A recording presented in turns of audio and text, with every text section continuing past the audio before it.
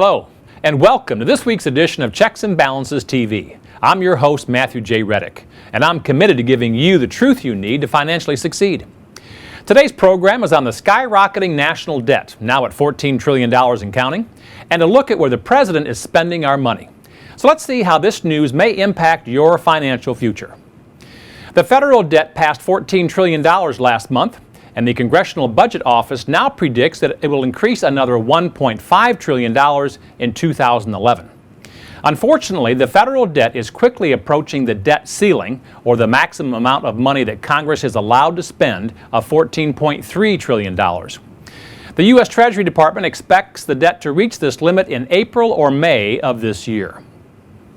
Congress is gearing up for the fiscal 2012 budget session. The president delayed the release of his 2012 fiscal year budget until this week, a delay he blames on the Senate and the length of time it took them last year to confirm his new budget director. In his proposal, the president believes the federal government can cut spending now and throughout the next decade. Lawmakers, however, have stated they have some ideas of their own they want considered. Under President Obama's budget, the Congressional Budget Office predicts a $1.1 trillion deficit next year, further adding to our federal debt. Okay, so what's really going on here? Let's check the facts using our checks and balances process. The $14 trillion federal debt mark, which hit the middle of January, is the highest percentage of debt to economic output we've had since World War II. Currently, the federal debt is about 95% of the gross domestic product, or GDP. Approximately two-thirds of the federal debt is owed to the public and not by the public, as many mistakenly believe, and is in the form of treasury bills, notes, and bonds. These debts are held by and owed to people, businesses, and foreign governments who have invested in the U.S. over the years. The rest of the debt is owed by the government itself, mostly from borrowing from previous surpluses in trust funds set for federal programs such as Social Security. The federal debt ceiling is a cap set by Congress on the amount of debt the federal government can legally borrow. It was put in place by the Second Liberty Bond Act of 1917 and allows the government to spend money up to a certain threshold. In theory, this limit helps Congress to control spending. Every time the debt limit is raised, Congress is technically supposed to take an inventory on spending and make some tough decisions to reduce unnecessary expenses and stay within a realistic budget. The most recent vote to increase the debt ceiling was a year ago this month, raising the ceiling by nearly $2 trillion to $14.3 trillion. As of January 31st of this year, the federal debt was a little over $14 trillion. The Treasury Department estimates U.S. borrowing could reach the debt ceiling sometime between April 5th and May 31st of this year. Government debt is an accumulation of budget deficits. A budget deficit is the difference between what the U.S. government collects in tax dollars and what they spend on government programs. The deficit is the amount of money we need to borrow to fund the government's liabilities, and this is then added to the total federal debt. The Congressional Budget Office released its Budget and Economic Outlook at the end of January, projecting the deficit will rise from $1.3 trillion in 2010 to $1.5 trillion this year, and then fall to $1.1 trillion next year. In their 10-year projection, they believe the federal deficit will continue to decline year after year before stabilizing at around $600 billion. However, it's estimated that this lower deficit will only last a few years before going back up again. The deficit is at this record high due to tax revenue declining the last few years, while government spending during the same time has increased. The president mentioned some cost-cutting measures when he gave his State of the Union address last month. However, his plans called for only $400 billion in cuts over the next decade. This amounts to one-third of the budget deficit for 2010 alone, which congressional Republicans do not consider enough. Both sides of Congress have ideas on how to cut costs and will begin their debates this month during the fiscal 2012 budget session. Okay, so you may be asking yourself, Matt, what does all of this mean to me? Well, now that we've checked the facts, let's balance this news using our checks and balances process to determine what action you should take today. So what does $14 trillion look like? Well, it's more than $45,000 for every man, woman, and child living in the U.S. today. $14 trillion could also buy you 58 million medium-priced homes in the U.S., or 400 of the country's largest companies, and almost 1 year of America's total economic output as measured by the GDP. The U.S. accounted for nearly half of the entire world's debt in 2010. 45% of all the debt issued by every government in the world came from the U.S. In comparison, China issued a mere 3% of the world's debt, but more than 20% of the U.S. debt is owed to them. The U.S. cannot afford debt levels this high, especially when you consider the tremendous amount of money that will be needed for Social Security, Medicare, and Medicaid in the coming years. And yet many in the federal government have no problem with increasing the debt ceiling. In the last 50 years, the debt ceiling has been raised 74 times, 10 of which came in the last decade. We're a mere $200 billion away from the debt ceiling today, a drop in the bucket for this administration, it appears. Now, if the debt ceiling were reached in theory, the Treasury would not have the authority to borrow any more money, and that can be a problem. If the government cannot pay its loans, they would be in default and would not be able to continue any federal programs, including Social Security, welfare, and Medicare. The government would need to immediately raise taxes and/or cut spending to continue to meet its obligations.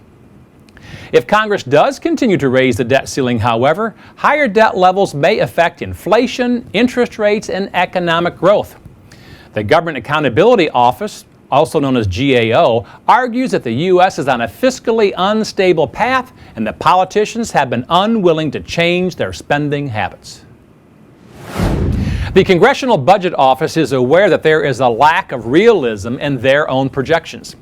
They designed these projections under current law, which states that many initiatives, such as the current wars, all tax cuts, and a few other projects, will end on schedule and increase the government's available funds. Many critics do not share this same optimism, however.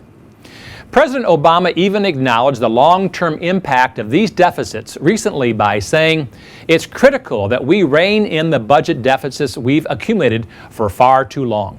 Deficits that won't just burden our children and grandchildren, but could damage our markets, drive up interest rates, and jeopardize our economic recovery." Yet, according to the New York Times, he's currently working with congressional Democrats to get another $150 billion passed in stimulus money by the end of this year. That's not going to help us reduce our debt anytime soon. A fight is looming on Capitol Hill. Congress will soon have to lift the debt ceiling to give the nearly maxed out government a higher debt limit, or dramatically and immediately cut spending to stay within the current cap. Either way, things are going to be very heated on Capitol Hill. Okay, so what's the bottom line here? As evidenced by the $1.3 trillion deficit last year and the $1.5 trillion deficit we're expected to hit this year, the U.S. is currently unable to pay its own bills. Now, what does this mean to you if you're approaching retirement? The funds for Social Security, for example, must soon be paid back by the government because 78 million baby boomers will retire over the next 19 years. Since this money has previously been spent by our government, resources need to be identified to repay this critically important fund. But the really bad news here is the U.S. debt is so massive that China and other countries are now reluctant to lend us any more additional money. This has already led the Federal Reserve to purchase $600 billion worth of U.S. government debt. However, they are printing new money to cover the debt. Printing new money increases the supply of U.S. currency and directly reduces the value of our dollar. Other countries will require more U.S. dollars in exchange for their goods. This causes the price of imports to increase, causing the prices of everything from electronics you purchase at Best Buy to the consumer goods you purchase at Walmart to increase as well. So, what's the alternative to all of this? Higher taxes and reduced benefits. The bottom line is this: any way you slice it, unless the government stops its uncontrolled spending and gets a realistic plan for the federal budget and debt, the cost of a lot of things for you and me is going to continue to go up. In this week's CBTV poll, we asked Americans an important question. What do you think would be the best way to lower our national debt? The options were A, raise taxes, B, cut spending, C, cut aid to foreign countries, or D, reduce federal benefits. Well, 49% of you said that cutting spending is the best way to lower our national debt, and I believe you're certainly correct there. With the large number of federal programs we have today, along with spending billions of dollars unnecessarily, coupled with the failed stimulus bills, the bailout money given to several institutions, and the rising interest on our federal debt, something has to change, and change soon. We cannot afford to continue the reckless spending habits that have been the norm the past few years. It is simply unsustainable. In our On the Street segment, we travel the country to ask Americans what they think about an important financial topic or issue. For this week's segment, we ask people their opinion about the skyrocketing national debt. Let's take a look at what America had to say. Federal deficit right now is $12.2 trillion and getting worse. Oh, yeah. So we got to get our country back on firm foundation again. Yeah, and who's going to end up paying for it? Us. That's right. What would you say, as a last comment, what would you say to Congress if a congressman was watching this to better serve the people rather than themselves? God, I don't know. I think all that money, they should have just gave it to everybody except for bailing out all these big corporations that put us in the debt. You know, someone told me that they could have gave everybody in the nation something like $100,000 instead of bailing out. That would have been a lot better for everybody, but that would have improved the economy because we'd have put that money back into the economy. Exactly. The debt that we have as a country, which is now $12.2 trillion, right? It's really out of control, and it looks like it's going to be left in the lap of our children and grandchildren. Yeah, that's the thing that frightens me most about being a parent is what we're going to leave what do we leave our kids and our grandkids, and I'm not real happy about the scenario that we're working with right now. That's right, Mike. Well, going forward, we did several years ago. We had a surplus as far as our country was concerned, and now we have $12.2 trillion of debt. What do you think went wrong? Like I said, I believe that the politicians are pocketing this money. They're taking care of themselves and their families, and they could care less about the United States people. They just do not care. So how do we as Americans fix this problem so we still have an independent, free country? We need to throw them all out. We need to start fresh. Boy, Americans sure are angry about the federal debt and government spending. And these interviews were taken last fall when the debt was only $12.2 trillion. And that first gentleman had a very good point. We're all going to be the ones paying for it in the end. And now for Matt's weekly tip, tool, or technique. Let's not follow the lead of our government. Instead of excessive spending, try excessive saving. Living and spending within your means today can help you rely less on the government and more on yourself in retirement. So here are 3 money-saving tips you can implement now to help you live within your means, save more for your future, and become financially independent when you retire. Tip number 1, eliminate unnecessary discretionary spending. Resist the temptation to spend money on things you don't truly need. Try the 48-hour rule. If you see something you really want, leave it alone. Wait 48 hours. If you still see the need to purchase it, then move forward, if your spouse agrees, by the way. But first, stop and ask yourself if you really need it or simply want it. If you can live without it, leave it there. Tip number 2, dump debt.